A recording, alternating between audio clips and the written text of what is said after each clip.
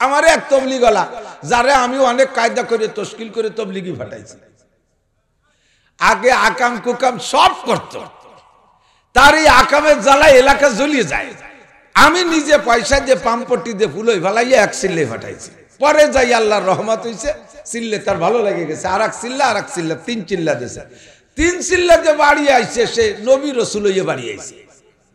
I সেই পয়লা আমারে attack করছে, কয় নাসির হুজুরের ইমান নাই, আমার ইমান নাই। তারে নিয়ে বসলাম। পরে আমাকে, আপনি কি আল্লাহর রাস্তায় সময় লাগাইছেন? আমি আল্লাহর রাস্তায় সময় লাগাইনি বলে আমার ইমান নাই। আমি বলে আল্লাহর রাস্তায় সময় লাগাইছি মানে? সে সময় পর্যন্ত আমার মাদ্রাসার শিক্ষকতার বয়স 24 বছর, তা আর পড়ছি 12 বছর। আমি দুনিয়া মিলে বললাম আমি আল্লাহর রাস্তায় সময় লাগাইছি 36 বছর। ও শুনি করি সুবহানাল্লাহ, তাতে আমার ভুল ধারণা ছিল। আমি তো মনে করছি আপনি আল্লাহর রাস্তায় সময় লাগান না। হ্যাঁ, 36 বছর আল্লাহর রাস্তায় সময় লাগাইছে। কোন জায়গা লাগাইছে, কোন কোন এলাকায়, কোন কোন দেশে? আমি বলি বাংলাদেশে 12 বছর মাদ্রাসায় পড়ছি আর 24 বছর পড়াই। কয় ও না, এই সময় এই যে 12 বছর পড়লাম আর 24 বছর হাদিস পড়াই, এটা আল্লাহর রাস্তায় নাকি শয়তানের রাস্তায়? আর এই যে ডেলি ডেলি হাজার হাজার মানুষরা ওয়াজ করি, আমার তশকিলে কমপক্ষে 50,000 সাধারণ পাবলিক তবলিগি গেছে। এটা কি আল্লাহর রাস্তায় না? কেমন বলুন, শয়তানে ধরছে তারে। উলামায়ে কিরাম মাদ্রাসায় বৈশা এরা মাল তৈরি করে, এরা ফ্যাক্টরির কি বলা হয়, টেকনিশিয়ান। কথা বোঝেন?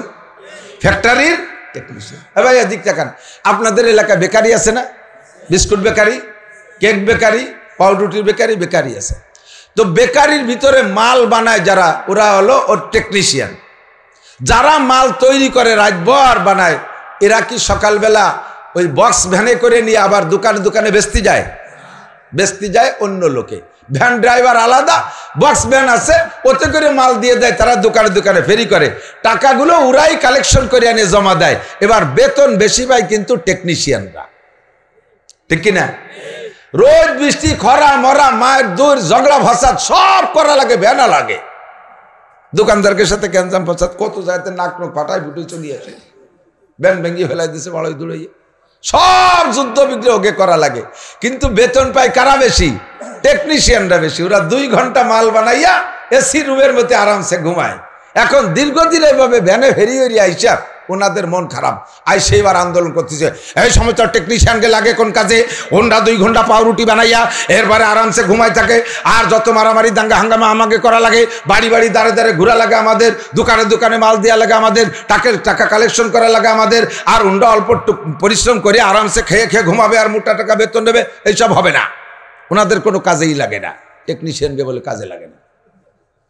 এখন এই টেকনিশিয়ানরা যদি ওর জব দেয়, তাহলে জব কি দিতে হবে? ঠিক আছে, কালকের থেকে ব্যানের মাল আমরা বেশি বাড়াবো, তোরা রুটি বানাইস, তোরা তো 28 সেন্টি দিছে পাবি না, খাবিরাই বানাতে পারবি না। কথা কন? টেকনিশিয়ানের 2 ঘন্টা মাল বানানো, তোর মতো 50 জন ফেরিয়ালা দেশকে দেশ বেঁচে তারপরও কুল পাইস না। যদি টেকনিশিয়ানরা মাল বানানো বন্ধ করে দেয়, তোর মতো ফেরিয়ালারে লাগে কোন সাগে? আর দোকানদারের যদি মাল দরকার হয়, টেকনিশিয়ান যদি পর্যাপ্ত মাল তৈরি করে গোডাউন জট করে রাখে, আর এই দোকানদাররা নিজের প্রয়োজনে আইসে এখান থেকে মাল কিনে নিয়ে যে তারপরে বেচবে, তোর মতো ফেরিয়ালার দরকার নাই। তোর যদি জীবিকা নির্বাহের প্রয়োজন হয়, ইনকামের দরকার হয়, তাহলে মাল বানাই দিস, নিয়ে একটু বেশি খা, যদি ভালো না লাগে সরিয়ে পড়। আল্লাহ পাক যদি এমন বলে, এতদিন চাকরি করেছো, পুলিশের মাস্টারি করেছো, ডাক্তারি করেছো, ইঞ্জিনিয়ারিং করেছো, বিভিন্ন কারখানায় চাকরি বাকরি করে বেড়াইছো, সুদ খাইছো, ঘুষ খাইছো, উল্টো পাল্টা অনেক কিছু করছো, এখন তোমাকে আমি আল্লাহ পাক পছন্দ কইরা আমার টেকনিশিয়ান উলামায়ে কেরামের মাধ্যমে ধর্ম তারা সুন্দর করে বানাইয়া প্যাকেট করে করে তোমাদের হাতে দিচ্ছে, যাও বাড়ি বাড়ি বিক্রি করে আসো। যদি তোমার তাতে বিরক্ত লাগে আর আমার টেকনিশিয়ানদের পর তোমার অভিযোগ আসে, তাহলে তোমাকে আমি বাদ দিয়ে দেব। তোমার মতো ফেরিয়ালার আমার কাছে দরকার নাই। আল্লাহ পাক গাড় গুল্লি দিয়ে, ঘেটি গুল্লি দিয়ে তাড়াই দিতে পারে কি পারে না? দোয়া করেন, আমি স্নেহ করব, আপনি শ্রদ্ধা করবেন, আপনাকে আমি সাবাস দেই, আমার দিক তাকান। এ কথাগুলো কোনোদিন বলি নাই, শুধুমাত্র তশকিল করে করে পাঠাইছি, তবলিগে পাঠাইছি, সাবাস দিয়েছি। কিন্তু যখনই উলামায়ে কিরামের গায়ে যারে আমি তবলিগ করাই দিয়েছি সে এসে আমাকে রাতের অন্ধকারে পিটায়, তখন তো আর আমি মুখ বন্ধ করে থাকতে পারি না। দোস্তরে যদি ভালোবাসা রাখতে চান তাহলে সিস্টেম হলো, আপনাকে আমি তবলিগে 3 চিল্লা দিয়ে নিয়ে আসছি, আপনি এসে আমার কাছে হাত জোড় করে মোনাজাত মুসাফা করবেন, বলবেন যে হুজুর আপনার ওসিলা আল্লাহ আমাকে পথ দেখাইছে, জীবনে যা না জানতাম সব জেনে আসছি। ওযু ভাঙ্গার কারণ 7টা জানতাম না, ওযুর ফরজ 4টা জানতাম না, ওযুর সুন্নাত 10টা জানতাম না, আমি নামাজের 13 ফরজ জানতাম না, নামাজের 14টা ওয়াজিব জানতাম না, 28টা সুন্নতে মুআক্কাদা জানতাম না, নামাজ ভাঙ্গার কারণ 19টা জানতাম না, গোসলের 3 ফরজ আমি জানতাম না, সব আমি জেনে আসছি। তায়াম্মুমের 2 ফরজ আমি জেনে আসছি, আমি খানা দানা ওয়াল এভরিথিং কিছুই জানতাম না। আগে পেশাব করে ডিলা ধরতাম, ডিলা ব্যবহার করা সুন্নাত, এই সুন্নাত আদায় করতে আমার ফরজ তরক হয়ে যেত, এই মাজা পর্যন্ত এক পাশে ল্যাংটা হয়ে যাইতাম, সে আমাকে কুলুক ধরাও শিখাই দিয়েছে। আগে ঘরের মধ্যে ঘুমাইতাম, সকালবেলা উঠে দেখতাম প্যান্টটা খাটের নিচে পড়ে গেছে, ল্যাংটা সিটে শুয়ে রয়েছে, লুঙ্গি পরে শুলি দেখতাম লুঙ্গিটা গলার দ্বারে দলা বলা হয়ে রয়েছে, এইভাবে শীতকায় তুবোতে শুয়ে থাকতাম। মসজিদে তবলিগি যাওয়ার পরে আল্লাহর রহমতে হাতে ধরে আমির সব শিখাই দিয়েছে, পায়জামা পরে ঘুমাবেন, লুঙ্গি যদি পরেন মাজায় সুতো দিয়ে প্যাচ দিয়ে ঘুমাবেন, নিচে গিরে দিয়ে ঘুমাবেন, এই সবগুলো আমার ওখানে যাওয়ার পরে শিক্ষা দিয়েছে। আমি তো জাহান্নামের কাষ্ট হয়ে দুনিয়ায় ঘোরাফেরা করতাম, তবলিগের মাধ্যমে আপনার প্রচেষ্টা আমি তবলিগে যাইয়া আল্লাহর রহমতে আমি জান্নাতি মানুষ হয়ে আসছি। এই শুকর আপনি আমার কাছে আদায় করবেন, আমি আপনার পিঠে হাত মালিশ করে দিয়ে আপনাকে সাবাস দেব। আল্লাহ পাক আপনাকে জাহান্নামের দরজা থেকে বের কইরা জান্নাতের দরজা দিয়ে ঢুকাই দিয়েছে। আপনার জীবনে সব গুনাহ আল্লাহ মাফ করে দিয়ে সমস্ত গুনাহকে নেকি দ্বারা পাল্টাই দিয়েছে। আমি আপনাকে এভাবে সাবাস দেব যদি আপনি আমাকে এভাবে শ্রদ্ধা করেন। কথা বলেন ঠিক কি ঠিক না? আপনাকে দিন শিখানোর পরে আপনি শিখে আইছেন হুজুররা হারাম খায়, মুফতি আজম। আমি মাঝে মাঝে বলি, আমার কথা অনেকেই নকল করে, মৌলানা 3 প্রকার। কয় প্রকার? হযরত মৌলানা, মিস্টার মৌলানা, হঠাৎ মৌলানা। হযরত মৌলানা আব্দুর রহমান, হযরত মৌলানা শাইখুল হাদিস আল্লামা আজিজুল হক, হযরত মৌলানা মামুনুল হক, হযরত মৌলানা হাফিজুর রহমান সিদ্দিকী, হযরত মৌলানা হাসান জামিল, হযরত মৌলানা বাসেদ খান, এন্ডালো হযরত মৌলানা, আর কাছে মিস্টার মৌলানা। আরবি বাংলায় একটু বিষয় পড়ে একটা সোস পায়জামা পরে, সেমলিগের মতো একটা শর্ট কামিজ পরে, মাথায় একটা টিফিন কারি মাথায় দেয়। আল্লাহু আকবার, বোঝা যায় না মৌলবী না হুজুর না পাবলিক। আবার আলেম কিছু লেখাপড়া জানে, এর নাম হলো মিস্টার মৌলানা। আর একদল হলো হঠাৎ মৌলানা, জীবনে লেখাপড়া করে নাই মাদ্রাসায়, তবলিগে 3 চিল্লে দিয়ে পাগড়ি বাঁধতে জুব্বু একটা গাই দে, আরে কপাল ভাবের অভাব নাই, বাবরি লাগছে সেই রকম এক করে ফনা ধরা বাবরি, গাড়ির উপরে যায় নামাজ বগলে দস্তারখান, কানের মধ্যে মেসাক গোজা, দাড়ির মধ্যে খিলেল গোজা, অল্প বয়সে হাতে একখান কুলা লাঠিয়া তৈরি করে বুড়ো সাজে। হঠাৎ মৌলানা, লেখাপড়া জানে না, বহুত বড় আলেম। কোন পীরের কাছে মুরিদ হইয়া পাগড়ি বাঁধতে জুব্বু একটা গাই দিয়ে আইসা হঠাৎ মৌলানা। এই হঠাৎ মৌলানাকে জ্বালায় মসজিদের ইমামরা ইমামতি হতে পারে, ইমাম আছে আমার মনে হয়, জ্বালায় সূরা কিরাত কিছু পারে না, পেটের মধ্যে জাল খাওয়া দিলে একটা আলিফ বেরোয় না, বোমা মারলে একটা বা বেরোয় না। সে কয় হুজুর মোনাজাতে হাত কতটুকু উঠলেন? তোর মোনাজাতে হাত না উঠলি বা কি হয়েছে? মোনাজাত মানে দোয়া, মোনাজাত মানে দোয়া।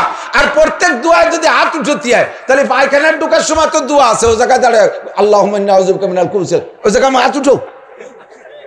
পায়খানার তো বারোই দোয়া আছে, ও জায়গায় গুফরানাকা আলহামদুলিল্লাহিল্লাযী চারটা সুসা হাত মুহি মালিশ করে নেওয়া। বাংলা না করলে একটু ভালোই বোঝে না, ঠিক আছে নাকি?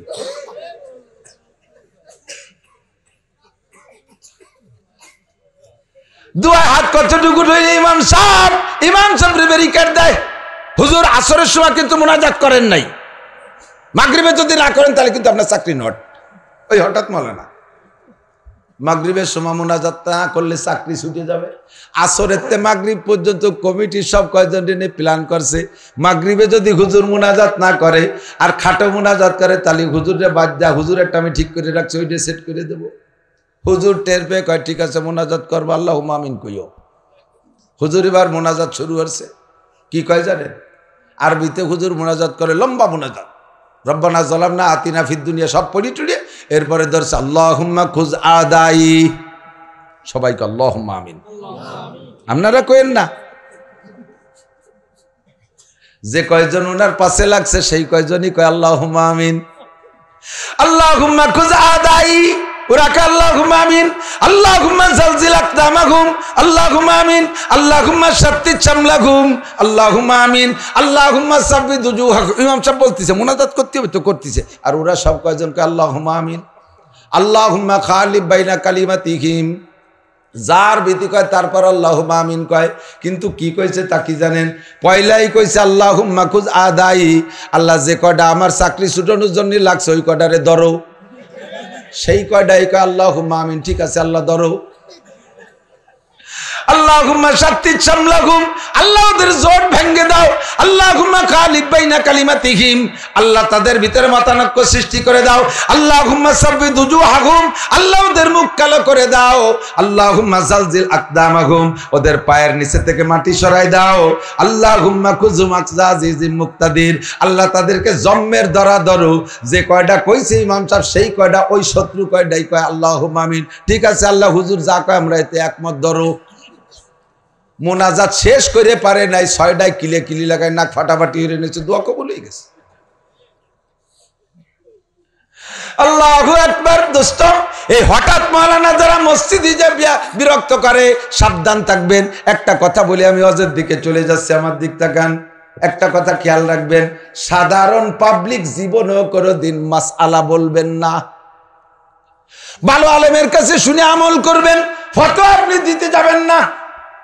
আপনি যদি কিতাবের থেকে ভালো করে উস্তাদের সামনে বসে আপনার পড়া না থাকে, তাহলে আপনার উক্তি দেওয়ার যুক্তি দিয়ে কোনো মাসালা আপনি বলবেন না। যদি আপনি বলেছেন যুক্তি দিয়ে ব্রেন আছে ভালো, যদি মাসালাটা সত্য হয়, সঠিকও হয়, তবু আপনার আমলনামায় একটা কবিরা গুনাহ লেখা হবে। মুফতি সাহেব যদি মাসালা জিজ্ঞেস করছেন মুফতি সাহেবের কাছে, উনি কিতাব দিকে ঘাটি ঘুটে মাসালা বের করে বলছেন, কিন্তু মাসালাটা ওনার বুঝের ভুলের কারণে সিদ্ধান্ত ভুল হয়ে গেছে, তবুও মুফতি সাহেব একটা নেকি পাবে। বলবেন যে তালিতে আল্লাহ পার্সিয়ালিটি হচ্ছে, আমি এত সুন্দর সহি মাসালা কইলাম, আমি পাবলিক বলে আমারে গুনাহ দেবে, আর হুজুর মুফতি সাহেব ভুল মাসলা করলো তবুও হুজুরের নেকি দেবে। আল্লাহ তো পার্সিয়ালিটি করছে। আল্লাহ কয় পার্সিয়ালিটি যদি আমি করি তাহলে আগে তোমরা নিজেরা ফয়সালা করি আসো, আমার দিক তাকান। ইদানিং কালে কমিয়ে গেছে আলহামদুলিল্লাহ, শিক্ষা দীক্ষার হার বেড়ে। আমাদের ছোটবেলায় দেখছি, আমার এক দাদি ছিল, ওই দাদি অপারেশনের ডাক্তার ছিল, লেখাপড়া কিছু জানতো না, জম্মের উক্কা খাতো। উক্কা ছিল, উক্কা খাতো। গরুর বড় বড় বিস্ফোড়া বাগি, মানুষেরও বিস্ফোড়া টুড়া, এ কোনো ডাক্তারের কাছে যেত না, বুড়ির কাছে নিয়ে আসতো, ঠেসিয়ে ধরিয়ে ওনার হাতিয়ার ছিল বোতল ভাঙ্গা কাজ। এই দিত টান, হেরিয়ে যেত, খানিক ঠাসা দিত, এক দেওয়ার পোয়া বেরোয় যেত। তারপরে গোবরে, শুকনো গোবরে গুঁঠো কয়, এই গুঁঠো পুড়ানো ছাই দিয়ে বাঁধিয়ে দিত। তাতে দেখা যেত যে 100 অপারেশন করলে গোটা 50 ছিঁড়ে মিরে কাটিয়ে বেহায় কুড়া করি থাকতো, আর 50টা ভালো হতো। এই ডাক্তার এই জামানায় যদি এইরকম অপারেশন করে, তাহলে ওনার নামে মার্ডার কেসের মামলা হবে কি হবে না? হবে না? উনি যদি এই জামানায় বর্তমানের সময় এসা হাজার হাজার ডাক্তারের ভিতরে যদি এই মহিলা এইরকম অপারেশন করে, তাহলে পুলিশের কাছে মামলা হয়ে যাবে। পুলিশে এসে অ্যারেস্ট করে নিয়ে যা, বুড়ি তুমি অপারেশন করলে কেন? বুড়ি হয়তো জবাব দেবে, মিয়া তোমাদের ডাক্তারের কাছে যাবো কি? ডাক্তাররা দয়া করে ডাবি সরকার ডাক্তার, তো আমি তো দেহে দয়া করে ডাবি সরকার ডাকাই। পেটে বাইতি গন্ধ হয়েছে কেন? এর জন্য 4-5টা টেস্ট দেয়। এ জায়গা চুল করলো কেন? এর জন্য 10টা টেস্ট দেয়। টেস্ট করতে করতে পয়সা টুন সব শেষ, এরপরে ওষুধ কিনে খাওয়ার পয়সা দেয় না। কাজেই আমি মূর্খ সূর্খ যাই হই, আমি তো বোতল ভাঙ্গা কাজ দিয়ে অপারেশন করে দেই। যদিও 50টা পঙ্গু খোলা হয়ে যায়, তবু তার 50টা ভালো, আমি তো পয়সা করি নেই। যত যুক্তি দিক, ও বুড়ি রেহাই পাবে। অপারেশনে কেন হাত দিলে? তোমার কি সার্টিফিকেট আছে? তুমি মেডিকেল সায়েন্স পড়েছো? তুমি সিজার বিদ্যা পড়েছ? না পড়ে তুমি কেন হাত দিলে? এই অভিযোগের জবাব বুড়ি দিতে পারবে না। যত যুক্তি দিক, বুড়ির নামে মামলা হয়ে যাবে, ঠিক কিনা? একজন MBBS সিজারের ডাক্তারের কাছে যদি রোগী অপারেশনে যায়, তাহলে আগে স্টাম্পে সই নেয়, বন্ড সই নিয়ে নেয়, আর চুক্তি থাকে এত টাকা তাকে দিতে হবে, বরঞ্চ আগে টাকাটা জমাও নিয়ে নিতে পারে। যদি আগে টাকা নাও নেয়, ওই অপারেশনে যে যদি ডাক্তারের হাতে রুগী মারাও যায়, তবুও ডাক্তারের নামে মামলা হবে না, এবং তার যে চুক্তি আছে, যে কন্ট্রাক্ট আছে, টাকা 1 টাকাও কম দেওয়ার উপায় নেই, সম্পূর্ণ টাকা তারা দিয়ে আসতে হবে। কতক্ষণ যদি ভুল অপারেশন হয় তবুও তারা টাকা দেওয়া লাগবে। তোমরা এই জায়গা কি বেইনসাফি করো না? ওই বুড়ি তো বিনা পয়সায় এত অপারেশন করলো, যদিও 50টা অ্যাক্সিডেন্ট করছে, 50টা ভালো হয়েছে। ওই বুড়িরে তোমরা কেন মামলা দিবা? ওই বুড়িরে কেন মামলা দিবা? ডাক্তারের হাতে রুগী মারা গেল তবুও ডাক্তারের টাকা কেন দিবা? Same quality. তোমরা মূর্খ অশিক্ষিত যারা মাদ্রাসায় পড়ে কিতাব পড়ে এলেম অর্জন করো নাই, তোমরা যদি ফতোয়া দাও, ও ফতোয়া যদি সহি হয় তবুও তোমার নামে মামলা হবে। তুমি সিজারের ডাক্তার না, কেন অপারেশনে গেলে? আমার মুফতি সাহেব সিজারের ডাক্তার, সে যোগ্যতা অর্জন করে আসছে। অপারেশন ভুল হতেই পারে, সেই ভুল অপারেশনের কারণেও সে টাকা বিল পেয়ে যাবে। মুসাদ দোকানে বৈশা হুজুরের কাছে মাসালা জিজ্ঞেস করে, হুজুর একটা ঝামেলায় পড়ে গেছি, দেন দি হুজুর, কি এরা যায়? কি ঝামেলা? কই যে এই যে মোবাইল কিনছি কতদিন হলো, মসজিদে গেলি মাঝে মাঝে তো মোবাইল বন্ধ মনে থাকে না, এরকম হয় না? যতই লেখে দিক, অজু বানাইছে, তাড়াহুড়া করে আমরা নামাজ শুরু করে রুকুতি যায় ভাব, তাড়াহুড়া করে রুকুতি চলে গেছে, মোবাইল বন্ধ করতে মনে নাই, মোবাইল বন্ধ করতে মনে নাই। এবার যখন দ্বিতীয় রেখাতে উঠে দাঁড়াইছে, ইমাম সাহেব সূরা ফাতিহা পড়ে আর মোবাইলে মমতাজের গান গায়, বুকটা ফাটিয়ে যায়, বুক রিংটোন বানাই দিছে, ওই এক গান গা শুরু করে দিছে। এখন কি করা যায় হুজুর? এই দুই সমস্যা, একদিকে ইমাম সাহেব কিরাত পড়ে আর একদিকে মোবাইলের ভিতরে মমতাজ মনির খান আলমগীরের গান চলে। আমি কোন গান শুনবার, কোন গান বন্ধ করব? ফতোয়া দেন। আমার কাছে জিজ্ঞেস করছে, আমি চিন্তা করতেছি, দেখি কোরআন শরীফের কোন জায়গা মোবাইল আছে, পুরো 30 পারার ভিতরে নজর করে দেখি কোনো জায়গা মোবাইলের নাম নাই, তাহলে কোরআন শরীফ দিয়ে মোবাইলের ফতোয়া দেওয়া যাবে না। এবার হাদিস খুঁজলাম, সিয়াসেতটা পড়েছি, আরও যত জায়গা পড়ছি, কোনো জায়গা আমি মোবাইলের নাম বুখারী শরীফের মধ্যে নাই, কোনো জায়গা পাইলাম না। আপনারা পাইছেন নাকি? বুখারী শরীফে মোবাইলের নাম আছে, মুসলিম, তিরমিজি, আবু দাউদ, নাসাই, কোনো কিতাবের মধ্যে মোবাইলের নাম নাই। তাহলে এবার ফতোয়া দেব কি দিয়া? আমি চক্ষু বন্ধ করে ভাবতেছি, এর মধ্যে 7 দোকানে বসে আছে মুফতিরা বিড়ি খাচ্ছে। এই মুফতিরা কা হুজুর আপনি থামেন, আমি কই। এই বিড়ির টান দেয়, দুমোর সাথে বক বক করে খালি ফতোয়া বাজুতি তালে রইছে। বিড়ি দুমার মশলায় একসাথে ছাড়তিছে। আপনি থামেন, আমারে থামাই দিয়ে ফতোয়া সে দেয়। ফতোয়া সত্য দিয়েছে, কিন্তু তোমার ফতোয়া দেওয়ার অধিকার নাই। তোমাকে যদি বলা হয় এর সূত্র কোন জায়গায়, কোন সূত্রে তুমি মাসালা বললে, তখন তো আপনি বলতে পারবেন না। ওলামায়ে কেরাম সূত্র জানে, ফতোয়া দেবে আলেম ওলামা। সব জায়গা ধর্মের কাজের জিম্মাদারি কার হাতে? একটু বলেন কাদের হাতে? আলেমদের হাতে থাকবে। আলেমরা যে জায়গা ধর্মের আমির হবে, আমিও সেই জায়গা থাকতে রাজি। আলেমদেরকে পিছে রেখে কোনো জায়গা ধর্ম সহিভাবে চলতে পারবে না। ডক্টর জাকির নায়েকের ভক্ত লক্ষ লক্ষ জেনারেল শিক্ষিত, আপনি মনে করেন তার সামনে বৈশা হাজার হাজার হিন্দুরা হেরে যাচ্ছে, হিন্দুরা খ্রিস্টান হয়ে যাচ্ছে, মুসলমান হচ্ছে হারিয়ে যায়, খ্রিস্টানরা কলেমা পড়ে মুসলমান হচ্ছে, গীতা বাইবেল সব কিছু ডক্টর জাকির নায়েকের মুখস্থ। অত বড় আলেম আমাদের হুজুররা না। আপনি তাই মনে করতে পারেন দোস্ত, 100-র উপরে মাসালা ভুল বলেছেন ডক্টর জাকির নায়েক। আপনি তো তা জানেন না, এটা জানে উলামায়ে কেরাম। ধর্মের কোনো কাজ যদি কেউ করে, সাধারণ পাবলিকের চাইতে আলেমরা খুশি থাকে বেশি, যেহেতু ধর্মের কাজ হচ্ছে। কিন্তু ডক্টর জাকির নায়েকের ধর্মের কাজের পর সারা পৃথিবীর আহলে হক উলামায়ে কেরাম একজনও সমর্থন করে না। দারুল উলুম দেওবন্দ সমর্থন করে না, ভারতের কোনো মাদ্রাসা সমর্থন করে না। আমার বাংলাদেশের হাটাজারি, পটিয়া, বাবুনগর, জিরিনা, জিরাট, লালবাগ, ফরিদাবাদ, মালিবাগ, যাত্রাবাড়ি, গহরডাঙ্গা, সারা বাংলাদেশের কোনো আলেম উলামা তারে সমর্থন কেন করে না? তবলিগের কাজ ভালো, আমরা সমর্থন করি। চরমুনার হুজুরের কাজ ভালো, আমরা সমর্থন করি। মুফতি নুরুল আমিন সাহেব খুলনার হুজুরের কাজ ভালো, আমরা সমর্থন করি। মুফতি আব্দুল মতিন সাহেব ঢালকানগরের পীর সাহেবের কাজ ভালো, আমরা সমর্থন করি। আরে আব্দুল গফফার সাহেবের কাজ ভালো, আমরা সমর্থন করি। জুবায়ের সাহেবের কাজ ভালো, আমরা সমর্থন করি। এতদিন পর্যন্ত সাদ সাহেবের কাজ ভালো ছিল, আমরা সমর্থন করেছি। যখন থেকে সাদ সাহেব উল্টো টানা শুরু করছে, আমরা উলামায়ে কেরাম তাকে লেগাম টেনে ধরার চেষ্টা করেছি। ধর্মের কাজ যতক্ষণ আলেমের জিম্মায় থাকবে অতক্ষণ ধর্ম সহি থাকবে, ঠিক কি ঠিক না? পাবলিকের কাছে চলে গেলেই নষ্ট হওয়া শুরু হয়ে যাবে। কষ্ট পাইলেন আপনারা? তাহলে তবলিগ করব কাদের সাথে? আলেমদের সাথে। কোন কাদের সাথে? তবলিগ করব কাদের সাথে? আলেমদের সাথে। ইজতেমায় যাব কাদের সাথে? তারিখ কত বলেন? 31শে জানুয়ারি, 1-2 ফেব্রুয়ারি, 1-2 ফেব্রুয়ারি এইটাই হবে ইজতেমা ইনশাআল্লাহ। সারা বাংলাদেশ ভরে দাওয়াত দিচ্ছি, আপনারা বাড়ির কাছে মানুষ যাবেন, যাবেন তো ইনশাআল্লাহ? আল্লাহ আপনাদের তৌফিক দান করুন। মাসটা চলমান, মাসের নাম রজব মাস। কি মাস জানেন? মুখস্থ করছেন? আরবিতে কয় মাস? কয় মাস? 12 মাস। আরবির 12 মাস কি সবার মুখস্থ আছে? শুনবো নাকি দুই একজনের কাছ থেকে? পিছনে তো মোটা দেহ, দুই একজনকে ধরি, সব মোটারা মাথা নিচে গেছে। আল্লাহ মারে না। জানুয়ারি ফেব্রুয়ারি জানে না এমন কোন পোলাপানো নাই। কতক্ষণ সবাই জানে জানুয়ারি ফেব্রুয়ারি।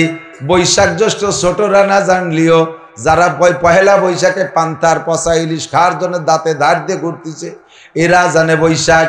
অন্য মাসের নাম না জানলেও বৈশাখ রে ভালো রে চেনে।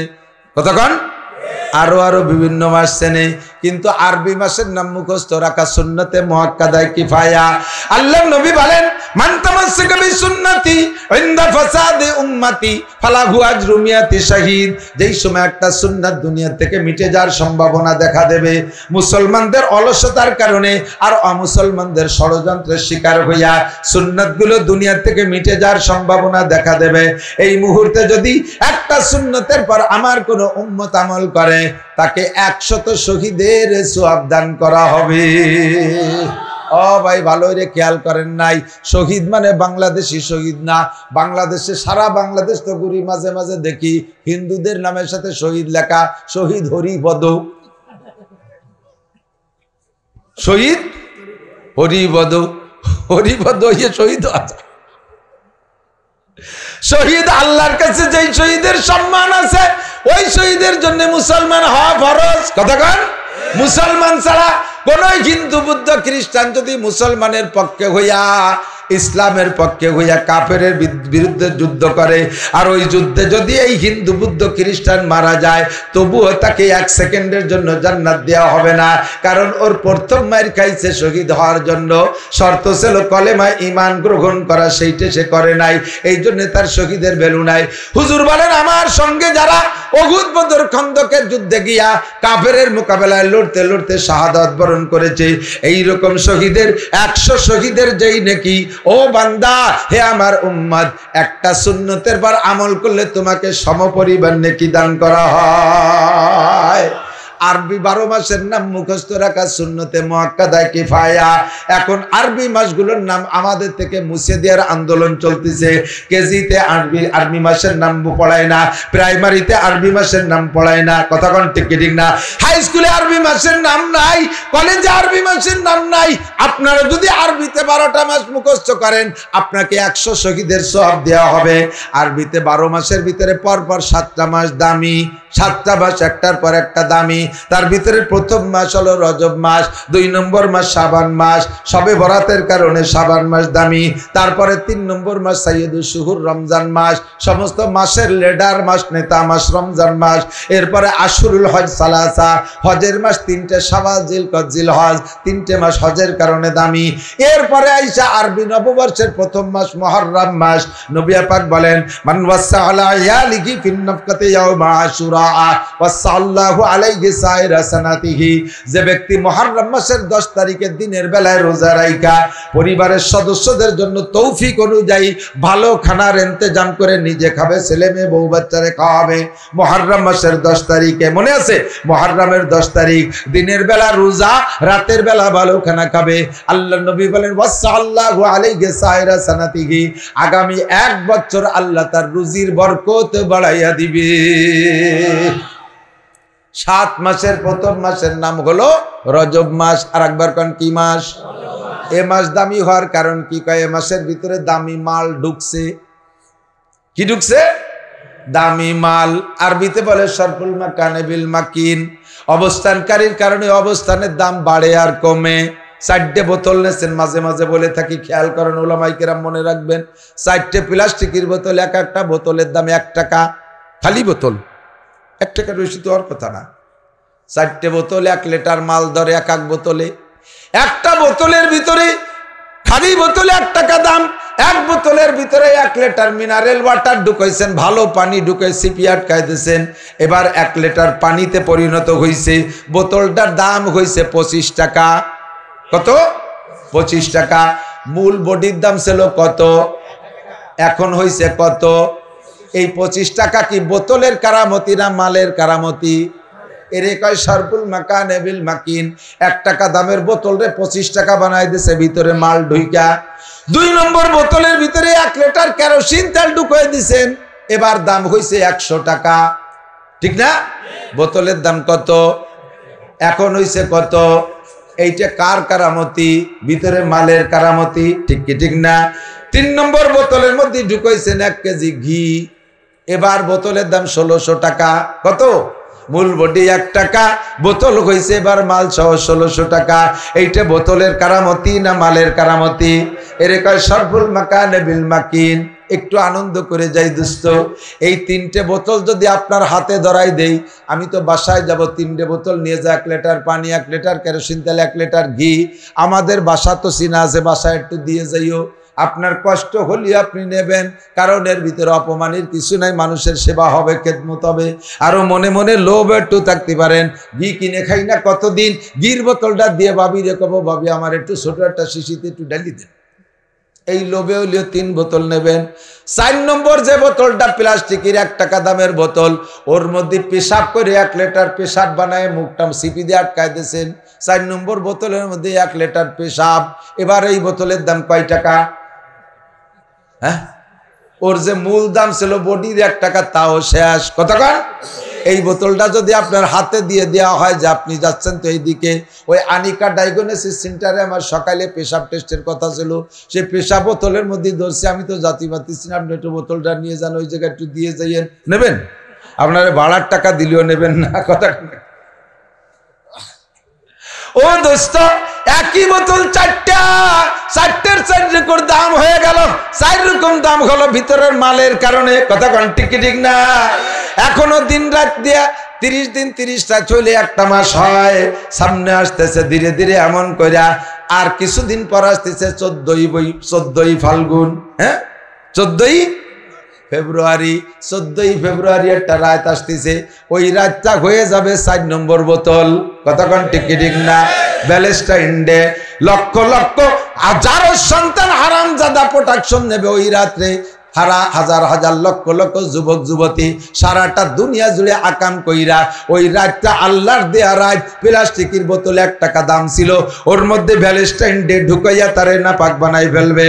আর 26শে রজব দিবাগত রাত, এই মাসের ভিতরে রজব মাসের 26শে রজব দিবাগত রাত আল্লাহর কাছে 1600 টাকা দামের ঘির বোতল।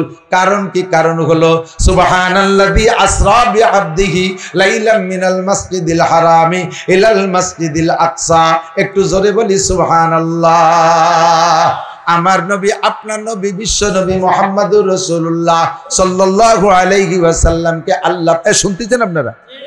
বিরক্ত হলেই বলবেন, আমি কিন্তু তাইছে বিরক্ত।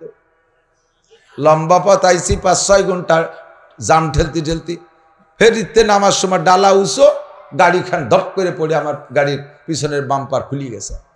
গাড়ির নতুন গাড়ি, 4 মাস বয়স, প্রিমিয় গাড়ি, এ খুলে গেলি কলজিতেখানে খুলে যায়।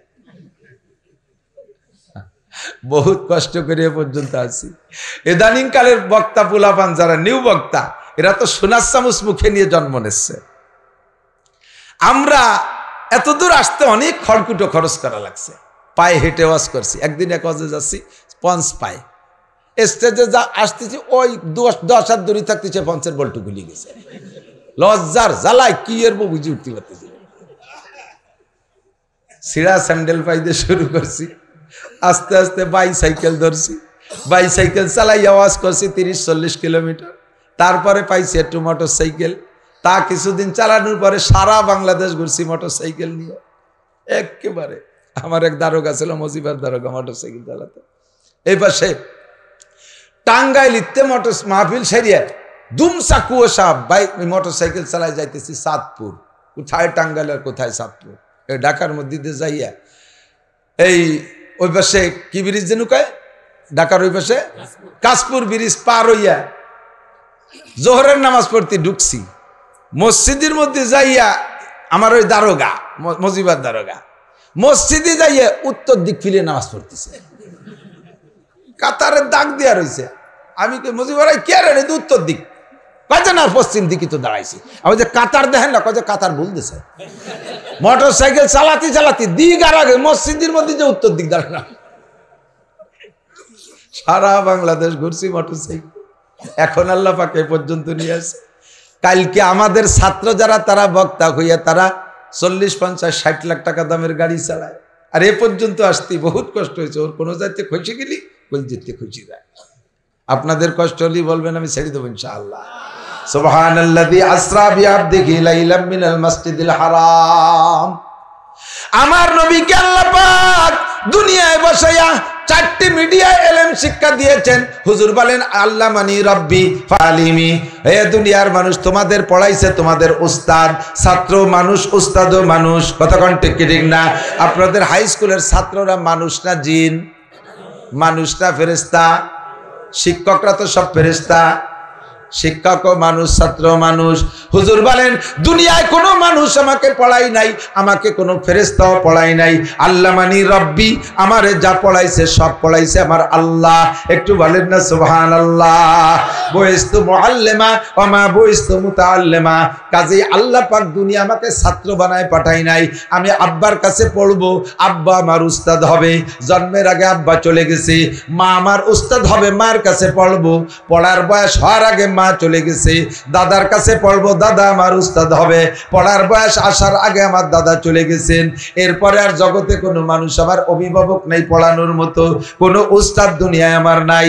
আমারে পড়াইছে আমার আল্লাহ, আমাকে এমন পড়াইছে, আমাকে রব্বুল আলামিন উতিতু ইলমাল আউয়ালিন ওয়াল আখিরিন, আগে ও পিছের সব ইলম আল্লাহ আমাকে দান করেছেন। সাহাবায়ে কেরাম বললেন কাইফা তাআল্লামতা ইয়া রাসূলুল্লাহ, ওগো নবী এত ইলম শিখলেন কিভাবে? হুজুর বললেন 4টি মিডিয়ায় দুনিয়ায় বসে আল্লাহ আমাকে ইলম শিখাইছে। 1 নম্বর রুইয়ায়ে সালেহা, স্বপ্ন যোগে আমি ইলম পেয়েছি আল্লাহর থেকে। কথা কি বোঝা যায়? স্বপ্ন যোগে ইলম পেয়েছি। আমার নবীর স্বপ্ন 100 সত্য। নবীর স্বপ্নে যা পেয়েছেন বলেছেন আমাদের বিশ্বাস করা ফরজ, আমল করাও ফরজ। 2 নম্বরে 1 নম্বরে রুইয়ায়ে সালেহা, সত্য স্বপ্ন। 2 নম্বরে ইলহাম, সরাসরি আল্লাহ পাক আমার সিনার মধ্যে ইলম ঢুকিয়ে দিয়েছে। এই ইলম আল্লাহ পাক আমার দেশে কোনো মিডিয়া ছাড়া ডাইরেক্ট সিনার মধ্যে ঢুকছে, নাম হলো ইলহাম।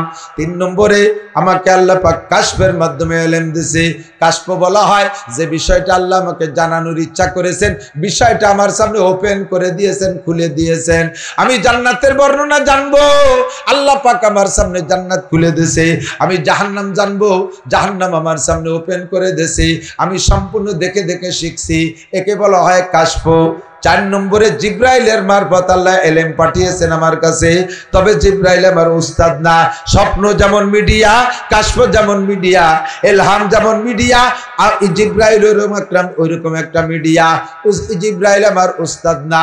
4টে মিডিয়ায় আমাকে আল্লাহ পাক ইলম শিক্ষা দেওয়ার পরে কিছু ইলম রয়ে গেছে, যেই ইলমগুলোকে 4 মিডিয়ায় শিক্ষা দিলে আল্লাহ তৃপ্তি পাবে না, আমিও তৃপ্তি পাবো না। এই জন্য 26 রজব দিবাগত রাত নবী পাক তায়েফের থেকে মক্কায় যার 90 দিন পরে তায়েফে নবী মার খেয়েছেন, রক্তাক্ত হয়েছেন। এই মার খায়া বাসায় গিয়েছে, ঘরে স্ত্রী নাই, খাদিজা তার আগে ইন্তেকাল করে গেছেন। হুজুরের একটা মেয়েও ঘরে নেই, বিবাহ দেওয়া হয়ে গেছে। আব্বা মা তো আগেই চলে গেছে, আপনজন বলতে কেউ নাই। এই 90 দিন হুজুর মক্কায় যে চেহারায় কোনো হাসি নাই, হুজুরের মুখখান বেজার। আবু বকর বলেন ওগো নবী, তায়েফবাসী আপনাকে আঘাত করেছে, এই জন্য আপনি কি মুখখান বলেন? আপনি বলেন আমরা যে কয়জন আছি সাহাবা তায়েফবাসীদের কাছ থেকে প্রতিশোধ নিয়ে আসি। হুজুর কয় আবু বকর রে, আমি ওর জন্য মুখ বেজার না। আমার মুখ বেজারের কারণ হলো আমার গায়ে তায়েফবাসী আঘাত করেছে, আমি আল্লাহর খাস দোস্ত, দোস্তের গায়ে আঘাত করছে বিদায় আল্লাহ আবার তায়েফবাসীদেরকে ধ্বংস করে না দেয়, এই টেনশনে চিন্তিত। 90 দিন পরে যাইয়া রাতের বেলা হুজুরের ভিতরে বিচলিত ভাব, অশান্তি অশান্তি, ঘরের ভিতরে ঘুমাইতে পারতেছেন না, শুয়ে কিছুক্ষণ উড়ামুড়া করে উঠে গেছেন। হাজী সাহেব যারা গিয়েছেন হুজুরের বাড়ি সফা মারওয়ার ওই পাশে, আমার আন্দাজে উত্তর পাশে, আর কাবাগরের ভিতরে, কাবাগরের যে বড় মসজিদ ওই বাউন্ডারির ভিতরে এখন মসজিদের মধ্যে পড়ে গেছে, ওই জায়গা ছিল হুজুরের ফুফুজান উম্মে হানি রাদিয়াল্লাহু তাআলা আনহার বাড়ি। হুজুর নিজের ঘরে না ঘুমাইয়া ফুফুজানের কাছে এসে বলছেন, ফুফুজান আমার আজকে ঘরে ভালো লাগতেছে না, আমি আপনার বাসায় থাকবো। ফুফুজানের ছোট্ট ঘর। ফুফুজান বললেন, বাবা ঘরের ভিতরে অল্প জায়গা, দুই ফুফু ভাতিজা, এক ঘরে থাকা যাবে না, তোমার চতুর্দিকে শত্রু, তুমি ঘরের মধ্যে থাকো, আমি বারান্দায় থাকি। হুজুর বললেন, ফুফুজান আপনি মহিলা মানুষ, আপনি আলগা বারান্দায় কিভাবে থাকবেন, আমি বারান্দায় থাকি, ঘরে আপনি থাকেন। ফুফু কোনো মতো মানল না, বাবা চতুর্দিকে তোমার শত্রুতে ভরা, কে কোন জায়গা থেকে সে আঘাত করবে, তুমি ঘরে থাকো। হুজুরকে ঘরের মধ্যে দিয়া ফুফুজান বারান্দায় থাকলেন, ঘরের দরজা বন্ধ করে দিয়ে। ওলামায়ে কেরাম জানেন, সাধারণ পাবলিক জানলেও আবার এর ভিতরে অনেক নিকাতার গোপন রহস্য আছে, সেটাই আমার বলা মাকসাদ, সেদিকে আমি চলে যাব, তাড়াতাড়ি কান খাড়া করবেন দোস্ত।